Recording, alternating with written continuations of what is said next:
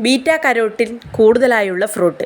Strawberry, papaya, blueberry, നേന്ത്രപ്പഴം. Papaya. സംസ്കൃതത്തിൽ മധുശമതി എന്നറിയപ്പെടുന്ന പച്ചക്കറി. പാവയ്ക്ക, വെള്ളരി, കോവയ്ക്ക, കക്കരി. കോവയ്ക്ക.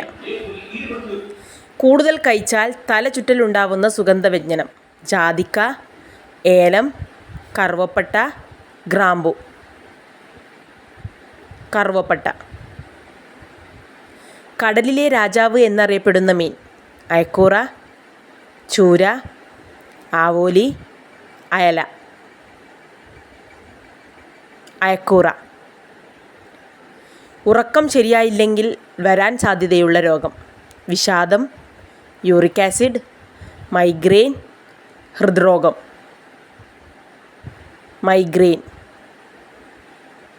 രോഗപ്രതിരോധ ശേഷി വർദ്ധിക്കാൻ ദിവസവും കഴിക്കേണ്ടത്. ബീട്രൂട്ട്, പാവയ്ക്ക, തക്കാളി, ക്യാരറ്റ്. പാവയ്ക്ക. ബിസ്ക്കറ്റ് അമിതമായി കഴിച്ചാൽ കുട്ടികളിൽ കണ്ടുവരുന്ന രോഗം. പല്ലുവേദന, കഫക്കെട്ട്, തലവേദന, വയറുവേദന. കഫക്കെട്ട്. ദഹന പ്രശ്നമുള്ളവർ ഒരിക്കലും കഴിക്കാൻ പാടില്ലാത്തത്. മാങ്ങ, സപ്പോട്ട, ചക്ക, പേരക്ക. പേരക്ക.